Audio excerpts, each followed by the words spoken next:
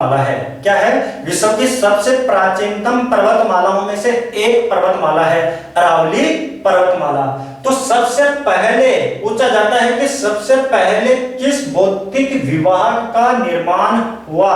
तो सबसे पहले जिस भौतिक विभाग का निर्माण हुआ वो है अरावली पर्वतमाला। राजस्थान के सबसे पहले कौन से भौतिक विभाग का निर्माण हुआ? अरावली पर्वतमाला का। फिर हुआ किसका? पठार वगैरह का। किसका हुआ? पठार का। फिर हुआ मरुस्थल का। और फिर किसका हुआ? मैदानी भागों का। यह मरुस्थल है, यह पठार है और यह पर्वत। तो सबसे प्राचीनतम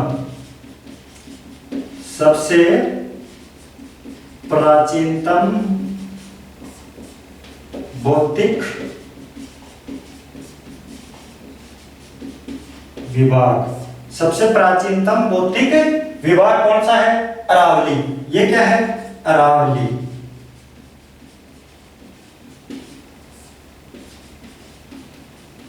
अरावली पर्वतमाला। और यह है पठारी प्रदेश।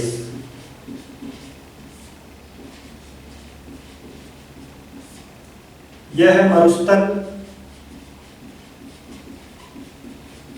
और यह है मैदान। सबसे नवीनतम भूभाग, सबसे नवीनतम भूभाग, सबसे नवीनतम जो भूभाग है वो मैदान है। सबसे प्राचीनतम है वो अरावली पर्वतमाला है। कभी कभी मरुस्थल दिया जाता है, वो भी सही माना जाता है। तो अरावली जो पर्वतमाला है वो विश्व की प्राचीनतम पर्वतमालाओं में से एक है और यह राजस्थान का सबसे प्राचीनतम भौतिक विभाग है। और सबसे नवीनतम जो भूभाग है वो मैदान है। क्या है? मैदान है। एक बार इसका भी स्क्रीनशॉट ले लो आप, फिर अपन आगे बढ़ते हैं।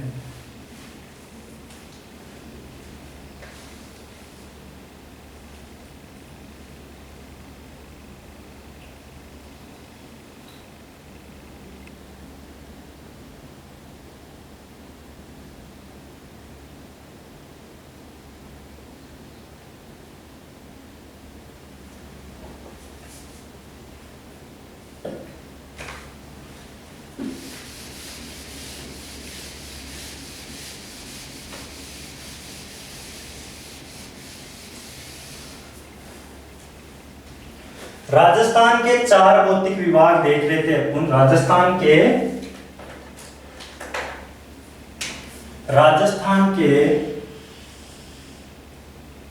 अरे यार कौन सा पेन आ गया?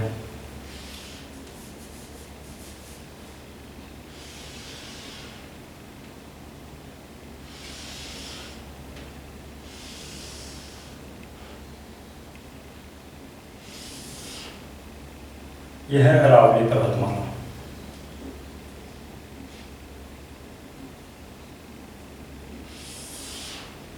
यह है अरावली पर्वतमाला। राजस्थान के 4 भौतिक विभाग थे। पश्चिमी मरुस्थल,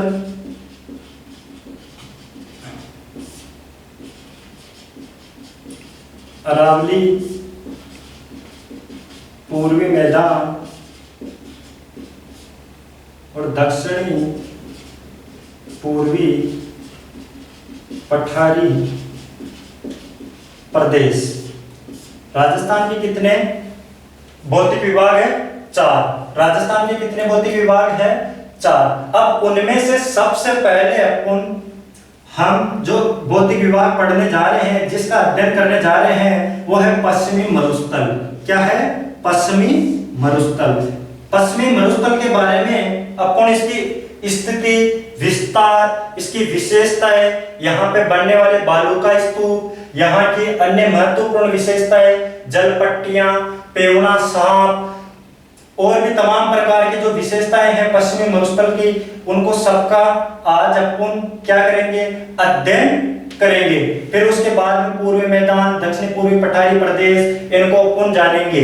ठीक है, तो पहले अपन ले रहे हैं पश्चिमी मरुस्थल। यहां से क्लियर हो जाता है अपना कि राजस्थान को 4 भौतिक विभागों में बांटा गया है। कौन कौन से भौतिक विभागों में बांटा गया है? पश्चिमी मरुस्थल, अरावली, पूर्वी मैदान, दक्षिणी पूर्वी पठारी प्रदेश। उनमें जो सबसे पहले अपन अध्ययन करने जा रहे हैं वो है पश्चिमी मरुस्थल। क्या है? पश्चिमी मरुस्थल। तो हेडिंग डाल लेते हैं अपन मोटी, पश्चिमी मरुस्थल। पश्चिमी मरुस्थल, मरुस्थल या थार का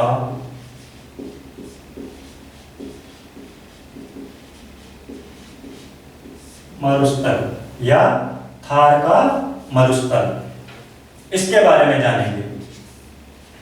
जो पश्चिमी मरुस्थल है, जो थार का जो मरुस्थल है, उसका जो क्षेत्रफल है वो कितना है? जो क्षेत्रफल है वो है 2,09,000 वर्ग किमी। कितना है? 2,09,000 वर्ग किमी। जो थार का मरुस्थल है उसका जो टोटल जो क्षेत्रफल है वो है 2,09,000 वर्ग किमी या किलोमीटर स्क्वायर। वर्ग की जगह स्क्वायर भी अपन लिख सकते हैं। जो लेकिन राजस्थान में थार के मरुस्थल का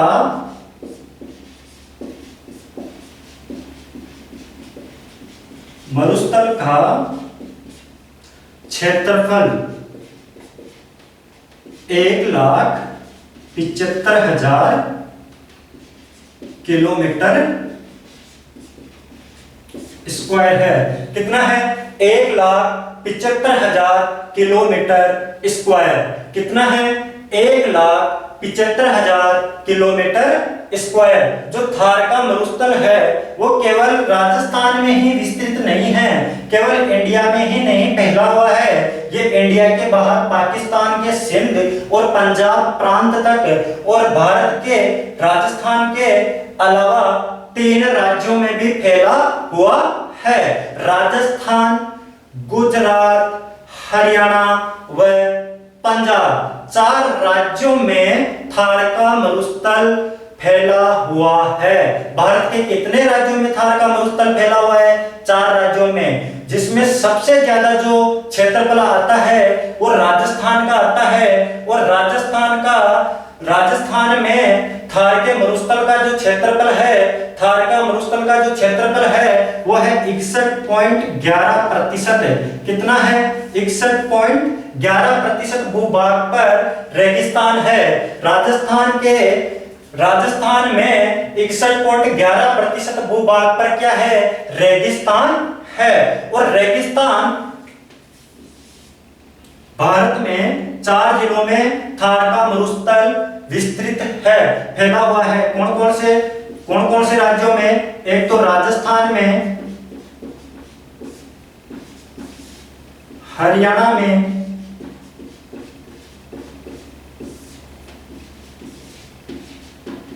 पंजाब में और गुजरात में।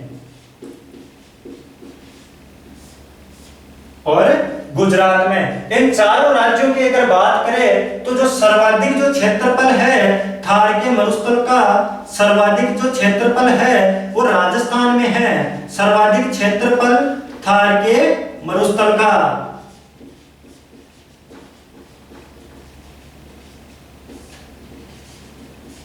कहां पे है? राजस्थान में। थार के मरुस्थल का सर्वाधिक जो क्षेत्रफल है वो राजस्थान में है। थार का मरुस्थल भारत के 4 राज्यों में फैला हुआ है। कितने राज्यों में? 4 राज्यों में। राजस्थान, गुजरात, पंजाब, हरियाणा। थार के मरुस्थल का जो क्षेत्रफल है वह है 2,09,000 किलोमीटर स्क्वायर। उसमें से राजस्थान में सर्वाधिक क्षेत्रफल पड़ता है थार के मरुस्थल का, और वो कितना पड़ता है? 1,75,000 किलोमीटर स्क्वायर। कितना पड़ता है? 1,75,000 किलोमीटर स्क्वायर। अब रही मोटी मोटी बात, ये तो आपको क्लियर हो गई होगी। इसके बाद में आगे चलते हैं कि थार के मरुस्थल की जो लंबाई है, थार के मरुस्थल, चलो इसका एक बार स्क्रीनशॉट ले लो।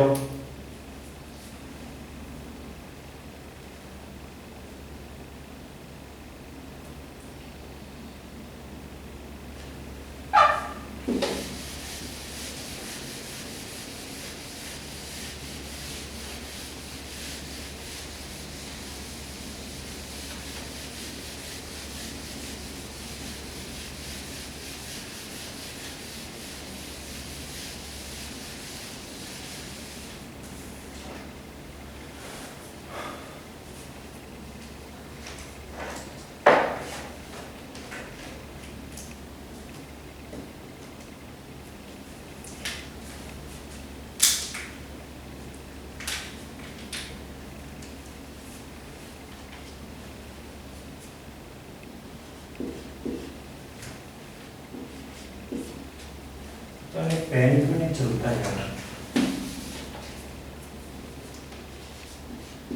थार के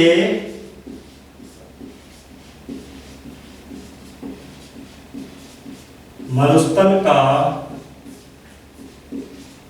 विस्तार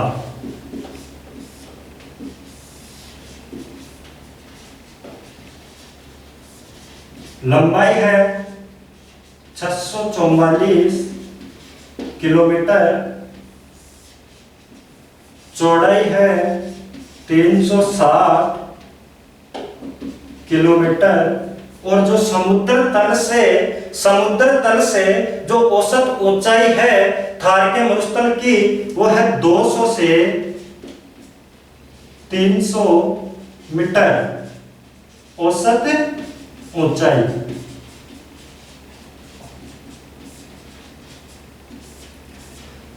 जो थार का मरुस्थल है उसकी ऊंचाई 200 से 300 मीटर औसत ऊंचाई है, 360 किलोमीटर इसकी चौड़ाई है।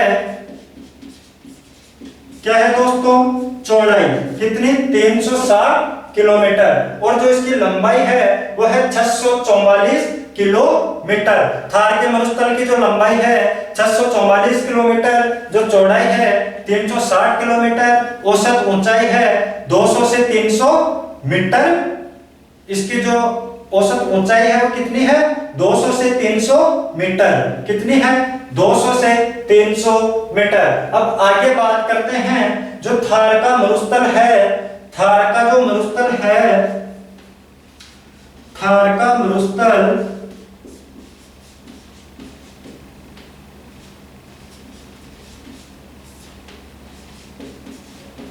राज्य के 12 जिलों में विस्तृत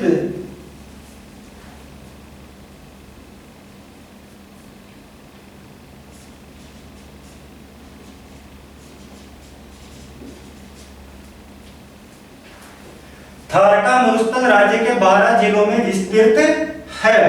थार के मरुस्थल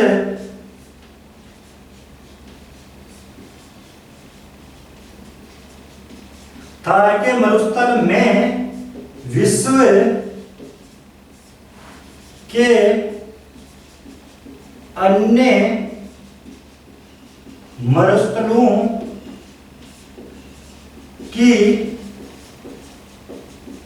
तुलना में सर्वाधिक जनसंख्या निवास करती है। वेरी वेरी इंपॉर्टेंट कि कौन सा मरुस्थल है जिसमें सर्वाधिक जनसंख्या निवास करती है, तो वह थार का मरुस्थल, पश्चिमी मरुस्थल, जिसको थार के मरुस्थल के नाम से जाना जाता है। राजस्थान में जो भौतिक विभाग पढ़ रहे हैं, 4 भौतिक विभाग है, उनमें से जो पहला अपन पढ़ने जा रहे हैं, जिसका अध्ययन कर रहे हैं, वो है थार का मरुस्थल। और थार के मरुस्थल की थार के मरुस्थल में जो अध्ययन कर रहे हैं अपन विस्तार का कर रहे हैं। किसका कर रहे हैं? विस्तार का। पहले लंबाई देखी, चौड़ाई देखी, औसत ऊंचाई देखी, 12 जिलों में विस्तृत है। थार का जो मरुस्थल है विश्व के अन्य मरुस्थलों की तुलना में सर्वाधिक जनसंख्या निवास करती है। किसमें? थार के मरुस्थल में। थार के मरुस्थल में जो विश्व के अन्य जो मरुस्थल है जैसे सहारा मरुस्थल, तो उनसे क्या करती है? यहाँ पे सर्वाधिक जनसंख्या निवास करती है। इतने बात क्लियर? इसका एक बार स्क्रीनशॉट ले लो।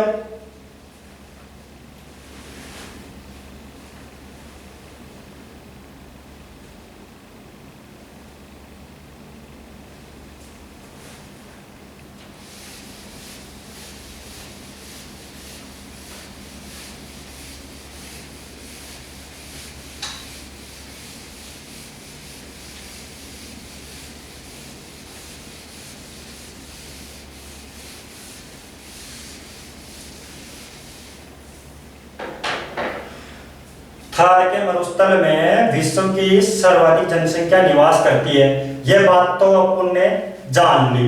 इसके बाद में जो राजस्थान की जो 40% जो जनसंख्या है, राजस्थान की 40% ये सारी विशेषताएं है। ये क्या है? थार के मरुस्थल की सारी विशेषताएं अपन जान रहे हैं। राजस्थान की 40% जनसंख्या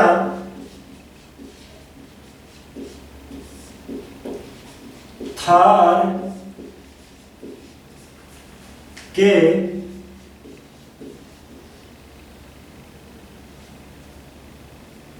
मरुस्थल में निवास करती है। अगली बात जानेंगे कि जो थार का मरुस्थल है, जो पश्चिमी मरुस्थल है, जो राजस्थान में जो मरुस्थल विस्तृत है, यहाँ पे सर्वाधिक जैव विविधता पाई जाती है। क्या पाई जाती है? सर्वाधिक जैव विविधता। अब जैव विविधता क्या होती है? जैव विविधता यानी पेड़ पौधे जीव जंतु की जो प्रजातियां हैं वो सर्वाधिक मात्रा में यहाँ पे क्या होती है? निवास करती है। पेड़ पौधों की जो सर्वाधिक प्रजातियां यहाँ पे विकसित है अन्य मरुस्थलों की तुलना में। तो एक विद्वान है डॉक्टर ईश्वर प्रकाश, जिन्होंने थार के मरुस्थल को मरु क्षेत्र का नाम ना देकर रुस्क क्षेत्र का नाम दिया। वेरी इंपॉर्टेंट बात है दोस्तों ये कि थार के मरुस्थल को रुस्क क्षेत्र का नाम किसने दिया? रुस्क प्रदेश किसने कहा? तो वो थे विद्वान डॉक्टर ईश्वर प्रकाश के द्वारा। किसके द्वारा दिया गया? डॉक्टर ईश्वर प्रकाश के द्वारा। किसके द्वारा दिया गया? थार के मरुस्थल में सर्वाधिक जैव विविधता पाई जाने के कारण, थार के मरुस्थल में सर्वाधिक जैव विविधता पाए जाने के कारण डॉक्टर ईश्वर प्रकाश के द्वारा थार के मरुस्थल को रुस्क प्रदेश का नाम दिया गया। किसका नाम दिया गया? रुस्क प्रदेश। रुस्क प्रदेश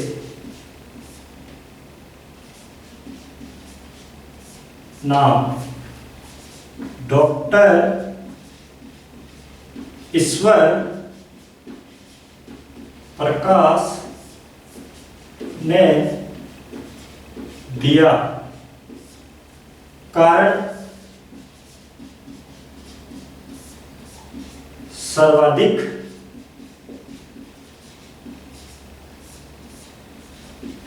जैव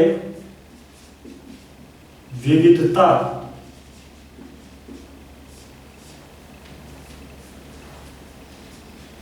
पाई जाने के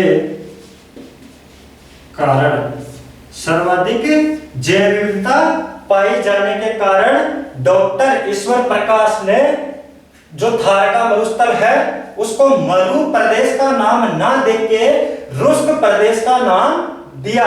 आज से एग्जाम में क्वेश्चन पूछा जाएगा कि थार के मरुस्थल को मरु प्रदेश ना कहकर रुस्क प्रदेश किसने कहा? तो डॉक्टर ईश्वर प्रकाश ने। क्यों कहा? क्योंकि थार के मरुस्थल में, कारण बताने जा रहे हैं अपन, तो थार के मरुस्थल में सर्वाधिक जैव विविधता पाई जाने के कारण डॉक्टर ईश्वर प्रकाश ने थार के मरुस्थल को मरु प्रदेश नाम ना देकर क्या नाम दिया? रुस्क प्रदेश। क्या नाम दिया?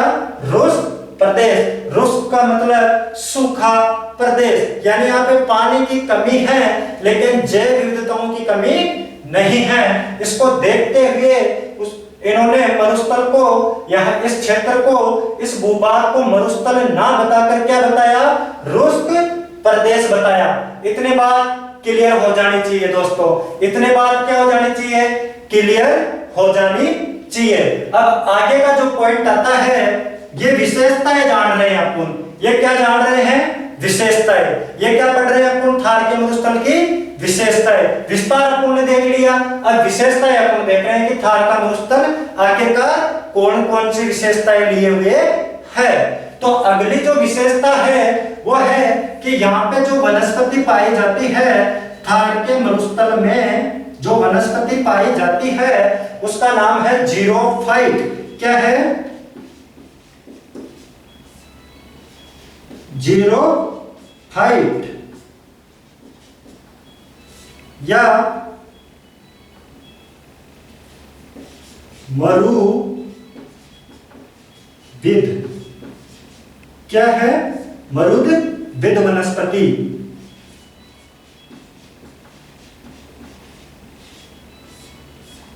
मरुद्विद वनस्पति। थार के मरुस्थल में कौन सी वनस्पति पाई जाती है? जीरोफाइट या मरुद्विद वनस्पति। अगली बात करें मिट्टी की, तो यहां पे बालू मिट्टी। कौन सी मिट्टी? बालू मिट्टी सर्वाधिक पाई जाती है। कौन सी मिट्टी? बालू मिट्टी सर्वाधिक पाई जाती है। आगे अपन बात करें बालू मिट्टी के अलावा यहां की जो जलवायु है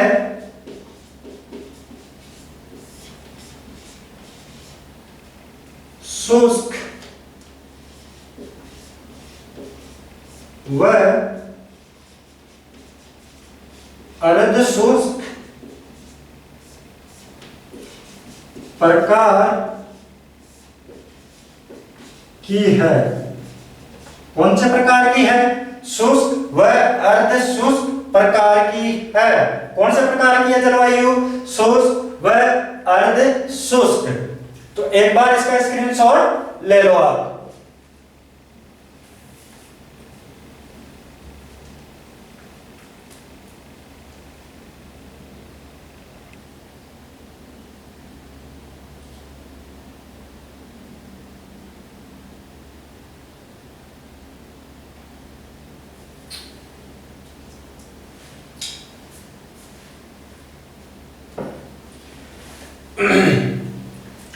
अब मोटी मोटी बात बता देता हूं दोस्तों यहां से कि जो राजस्थान की 40% जनसंख्या है वो थार के मरुस्थल में निवास करती है। डायरेक्ट क्वेश्चन आता है। आजकल ऑप्शंस के क्वेश्चन बहुत कम आते हैं, लैंग्वेज की फॉर्म में क्वेश्चन दे दिया जाता है और पूछा जाता है यहाँ पे 40 की जगह 50% दे देगा तो वो ऑप्शन गलत हो जाएगा, है ना। तो राजस्थान की 40% जनसंख्या थार के मरुस्थल में निवास करती है।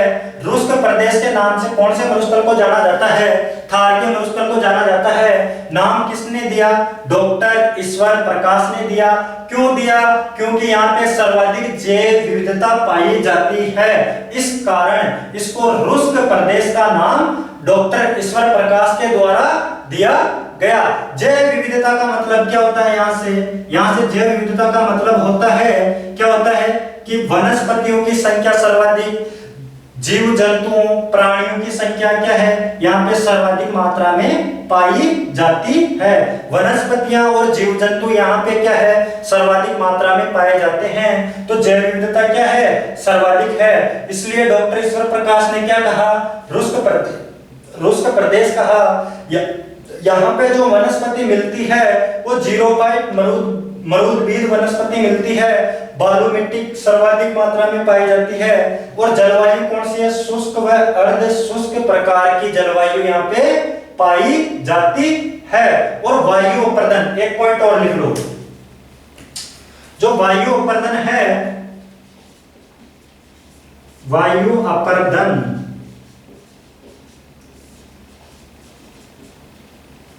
वह सर्वाधिक है।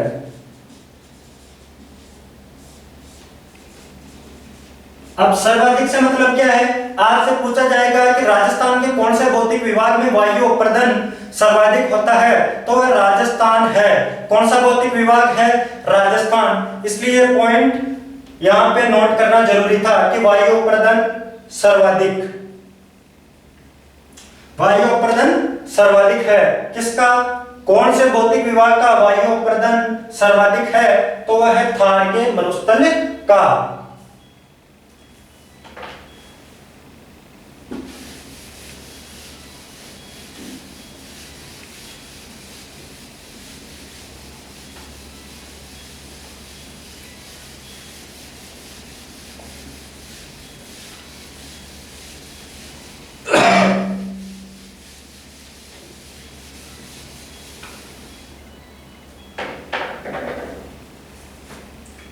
ये क्या है? अपना राजस्थान है।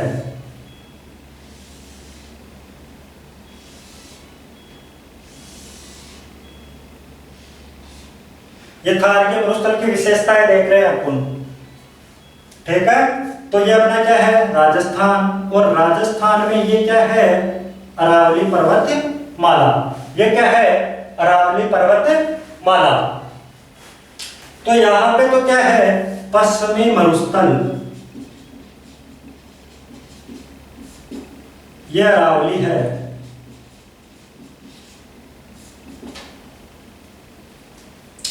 अब यहां से अपन को क्या चीज जानना है? वो जानना यह है कि जो पश्चिम है, ये उत्तर है, ये दक्षिण है, ये पूर्व है। जो ये पश्चिमी जो मरुस्थल पढ़ रहे हैं पहले, अरावली से तो अपने को कोई मतलब ही नहीं है। पहले अपन क्या जान रहे हैं? पश्चिमी मरुस्थल। जो पश्चिमी मरुस्थल है, यहां से होके, पश्चिमी मरुस्थल के यहां से होके 10 सेंटीमीटर वर्षा रेखा गुजरती है। कौन सी वर्षा रेखा गुजरती है? 10 सेंटीमीटर वर्षा रेखा। फिर उसके बाद में यहां से 25 सेंटीमीटर वर्षा रेखा गुजरती है। कौन सी वर्षा रेखा? 25 सेंटीमीटर वर्षा रेखा। और 50 सेंटीमीटर वर्षा रेखा अरावली के समानांतर गुजरती है।